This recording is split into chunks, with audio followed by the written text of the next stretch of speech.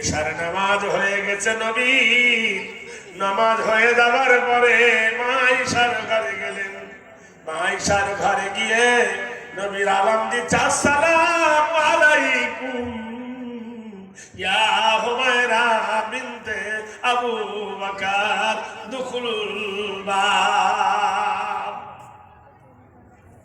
নবী দরজার গেটে গিয়ে ডাকতেছে, আবু বকরের বিটি হুমায়রা, ও আবু বকরের কন্যা হুমায়রা, আল্লাহর রহমত তোমার উপর বর্ষণ হোক। আপনাদের বিবিদের আপনারা সালাম দেন? তিন চিল্লার আমি সাহেব তবু দেন না? আপনার বিবি দেয়? মস্তুরাত জামাতে যায় তবু দেয় না? বিবিরা জামাতে যাচ্ছে, মেয়েরা যায় কিনা? কেমন শিক্ষা আমরা দিচ্ছি! কত বড় হাজি ভাই হাত তুলেন দিনই যে আমি তিন চিল্লা জামাত থেকে এসে আমার বিবিকে নিয়ে এক থালিতে বসে ভাত খাই। আছে দস্তরখানা পড়া সুন্নত না অসুন্নত? জোরে বলুন। স্বামী স্ত্রী যদি দস্তরখানা পেতে এক থালিতে বসে যদি খানা খায়, মহব্বত বাড়বে না কমবে? বলেছেন কোনদিন? কথা কোনো বলে না। আর মানে আলহামদুলিল্লাহ দু একজন করেছে, লজ্জা লাগে। কি লাগে? কি লাগে? বিশ্বাস করেন, বিশ্বনবীর আদর্শ দেখো।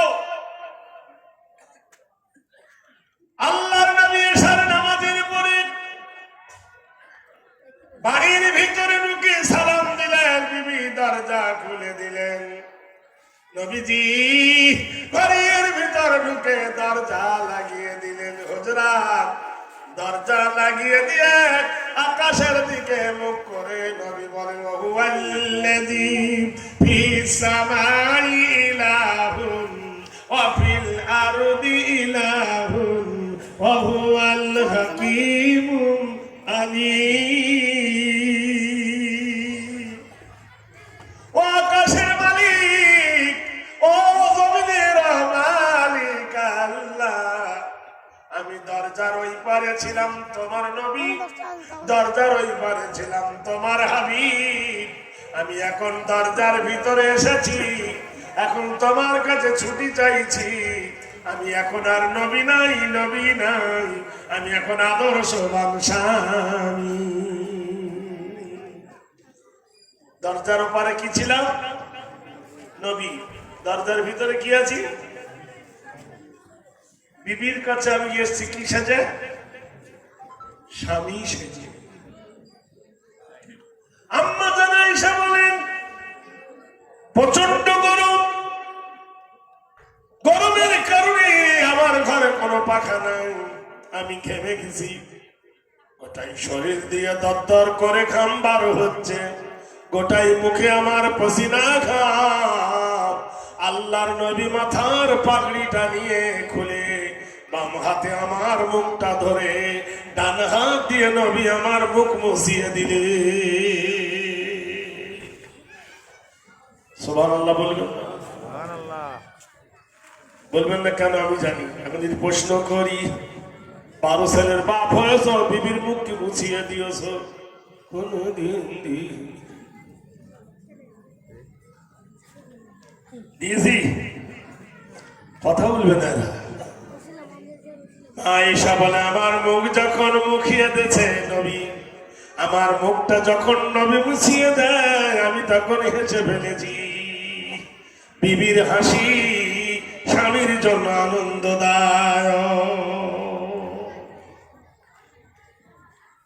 তোমরা গল্প করো, জনমভর গল্প করে নাও, তোমাদের জীবনে শিক্ষা হবে না। ওরা এখন গরমে আছে। কিসের গরম জানে? লক্ষ্মী ভান্ডার। ভাইরা আমার, বন্ধুরা আমার, আল্লাহর নবী হাইরে কি আদর্শ দেখো, কি নীতি দেখো। আল্লাহর নবীর কি মহান চরিত্র দেখো, নবীর কি কানুন দেখো।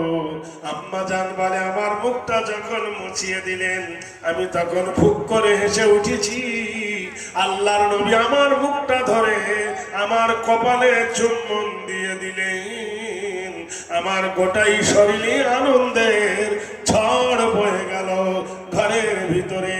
এমন সময় হাজী সাহেবকে জিজ্ঞাসা করবেন, কাবা শরীফের বাম দিকে একটা দরজা আছে, আর ওই রকম নবীর হুজরার পাশে আর একটা দরজা আছে, সেই দরজাটার নাম হলো বাবে জিবরিল। বাবন মানে হলো দরজা, আর জিবরিল মানে ফেরেশতা, জিবরাইলের দরজা। ওইখানে জিবরাইল এসে হাঁক দেয়, আসসালামু আলাইকা ইয়া রাসূলুল্লাহ। নবী ডাক দিয়ে বলেন, জিবরিল রে, আমি তো আমার আল্লাহর কাছে ছুটি নিয়েছি, আমি আমার মাবুদের কাছে ছুটি নিয়েছি, আমি আমার মাওলার কাছে ছুটি নিয়েছি, এই সময় তুই এলি কেন? ফেরেশতা বলে, আল্লাহু আ'লাম লা আ'লামু, আমার আল্লাহ জানে আমি জানি না। আমি হলাম হুকুমের গোলাম। ওগো আল্লাহর নবী, আপনার বিবির মুখ মুছিয়ে দিয়েছেন, আপনার বিবির আদর করেছেন, আপনার বিবির সোহাগ করেছেন, আমার আল্লাহর পছন্দ হয়ে গেছেন, তাই আল্লাহ পাক আমাকে কোরআন দিয়ে পাঠিয়েছেন।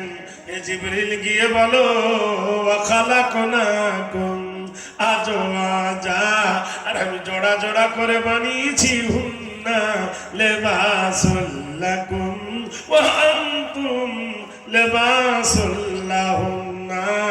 নারী হলো এ পুরুষের পোশাক, পুরুষ হলো নারীর পোশাক।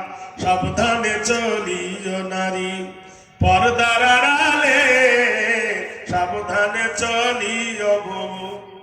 আমরা বুড়ো মানুষ, বুবু বলা যাবে? সাবধানে চলিও গো মা, মা বলাটা ঠিক হবে নাকি? হ্যাঁ, আমরা যদি কোনো মেয়েকে বলি আই লাভ ইউ, বলি বলো শালা মরতে উঠেছে, আই লাভ ইউ বলতেছে। আর এই বাবু যদি বলে যারা মুস্কুরা গজব হবে, তাহলে আই লাভ ইউ বলার মতো একটা বয়স লাগবে, ঠিক কিনা? আমার এই ভাই যদি কাউকে বলে আই লাভ ইউ, বলবে বুড়ো বয়স আর কি গেল না, বলবে কিনা? এ ভাই ঠিক কিনা বলুন? তাহলে বয়সের একটা তাৎপর্য আছে। সাবধানে চলিও মাগো পর্দার আড়ালে, সাবধানে চলিও মাগো পর্দার আড়ালে, জাহান্নাম যেতে হবে মাগো পর পুরুষ দেখিলে। শোনো গো মা বিনয় করি, কেউ যেন না পর্দা ছাড়ি, পর্দা ছেড়ে গেলে মাগো শয়তানের দলে, সাবধানে চলিও মাগো পর্দার আড়ালে। আগেকার মায়েরা সব পুরুষ দেখিলে ঘোমটা টেনে সরে যেত গাছের আড়ালে। এখনকার কলির মেয়ে পুরুষ দেখে কেয়ার করে না, ধাক্কা মেরে চলেছে, আখিরি জামানা এসেছে। রেল মোটরে উঠে বলি বসতে জায়গা দাও, বলে অন্য বগি খালি আছে, সেই বগিতে যাও। চিন্তা করতে পারেন কি অবস্থার পরিস্থিতির শিকার আমরা আজ হয়ে গেছি। বিশ্বনবী সাল্লাল্লাহু আলাইহি সাল্লামকে কোরআন দিয়ে জানিয়ে দিলেন, নারী হলো পুরুষের পোশাক, পুরুষ হলো নারীর পোশাক, নারী হলো পুরুষের সম্পদ, পুরুষ হলো নারীর সম্পদ। বিশ্ববরণ্য নেতা জনাবে রাসূলুল্লাহ, যারা বলুন সাল্লাল্লাহু আলাইহি সাল্লাম। আমরা যখন মেয়ে দেখতে যাই তখন মেয়ের নাক দেখি, চোখ দেখি, ঠোঁট দেখি, চামড়া দেখি, চুল দেখি, আহ, কি সুন্দর মেয়ে রে, রূপ দেখি কিন্তু গুণ দেখি না। দেখি আরে ফুল দিয়ে মালা হয়, পাতা দিয়ে মালা হয় না। রূপ দেখে পাগল হয় কিন্তু ভালোবাসা জন্মায় না, ভালোবাসা হয় মন থেকে। রূপের পাগল হয়েও না, গুণের পাগল হও। মেয়ে দেখি আমরা, রূপ দেখি, আর বাড়িতে এসে গুণ খুঁজি। মেয়ে ভালো না, ব্যবহার ভালো নয়, চরিত্র ভালো নয়। আরে বোকা, তুই চরিত্র দেখে বিয়ে করেছিলি, তুই তো রূপ দেখে বিয়ে করেছিলি। পড়ে না চোখের পলক কি তোমার রূপের ঝলক, আচ্ছা বললেন চাঁদের মতো বল। এই তো আমাদের পরিস্থিতি। মক্কার সরজমিনে